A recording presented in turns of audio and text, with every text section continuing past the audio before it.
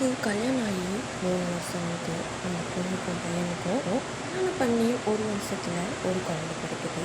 அவர் என்ன செஞ்சிருக்காரு, வெளிநாட்டுக்கு போய் வேலை செஞ்சாலும் நிறையா சம்பளம் வரும் அப்படின்னு வெளிநாட்டுக்கு கிளம்பிடுறாரு. அந்த பொண்ணுக்கு ரொம்ப கஷ்டப்படக்கூடாதுன்னு அந்த பொண்ணுக்கு என்ன செய்கிறாருன்னா, ஒரு கிராமத்தில் ஒரு வீடு வாங்கி அவங்களுக்கு ராணி மாதிரி அந்த வீட்டில் வச்சுட்டு தான் போகிறாரு.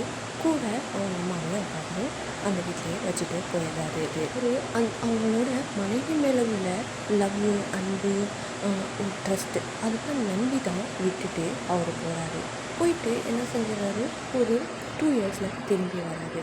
வந்துட்டு மறுபடியும் என்ன செஞ்சிடறாங்க, அவங்க கர்ப்பமாயிடுறாங்க. கர்ப்பமாயிட்டு குழந்த பிறக்குது. 2வது குழந்தையும் பெண் குழந்தை பிறந்ததுனால, இங்கே பாரு, நம்ம இங்கே இருந்தால் எதையுமே சம்பாதிச்சு வாங்க முடியாது. நான் மறுபடியும் ஒரு கொஞ்ச நாள் போயிட்டு நம்ம பொண்ணுங்களுக்கு சேர்க்க வேண்டியது சேர்த்துட்டு திரும்பி வந்துடுறேன் அப்படின்னு சொல்லிட்டு போயிடுறாரு. இந்த மனைவி என்ன செஞ்சிட்றா, அதான் கணவன் தான் போயிட்டானே அப்படின்ட்டு அந்த பையன் ஒரு சைடில் ஒரு பையனை வச்சுக்கிறான். அது ஏன் அப்படின்னு நமக்கும் தெரியல.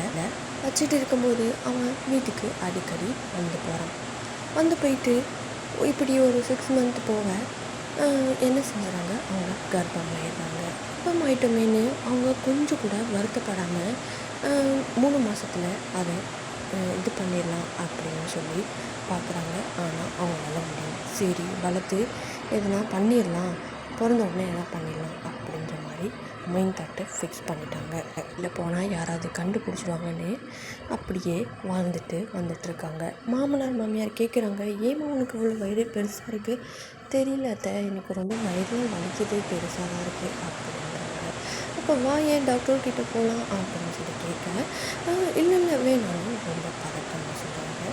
சரி, ஒன்றும் இல்லை பிழைப்பு அப்படின்னு அவங்களும் 2 பேரும் விட்டுறாங்க. ஏன்னா அவங்க 2 பேரும் கொஞ்சம் வயசானவங்க. சரி, அவருக்கு ஏதோ பிரச்சனை போல அப்படின்னு விட்டுறாங்க. நம்ம கணவர் இருக்கார்ல, அவர் என்ன செய்கிறாரு, திடீர்னு சர்ப்ரைஸ் கொடுக்குறாரு. கணவரை பார்த்ததும் அவளுக்கு செம்ம பயம். என்ன இப்படி வந்து இறங்கிட்டார் என்று என்ன செய்கிறான், வாங்க அப்படின்னு கேஷுவலாக பழகிட்டு என்ன உங்கள் வயிறு இப்படி இருக்கணும் அப்படின்னு கேட்க, இல்லை நான் வீட்லேயே இருந்துகிட்ருக்கேன் 2 பிள்ளைங்களை பார்த்துட்டு எனக்கு தூக்கம் விழுந்துச்சு அப்படின்னு சொல்லிவிட்டு எல்லோரும் உட்காந்து சாப்பாடு வச்சு பகிர்ந்துட்டு இருக்கா. திடீரென்று அவருக்கு வயிறு வலி வந்து அவர் காட்டுக்குள்ளே பின்னாடி உள்ள காட்டுக்குள்ளே போயிட்டு கணவன் ரொம்ப நேரம் ஆகியும் நம்ம மனைவியை காணலன்னு வெளியில் போகிறார். அப்போ போயிட்டு தேடுறாங்க, எல்லா இடத்துலையும் தேடிட்டு எங்கேயுமே கிடைக்கல.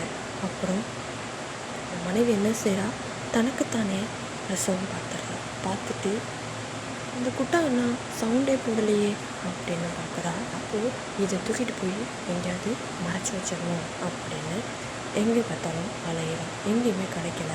ஆனால் அவன் கணவன் பார்த்துறான். என்ன செஞ்சுட்டு இருக்க அப்படின்னு என்ன மன்னிச்சிருந்தேனே காலில் வந்துடுறான்.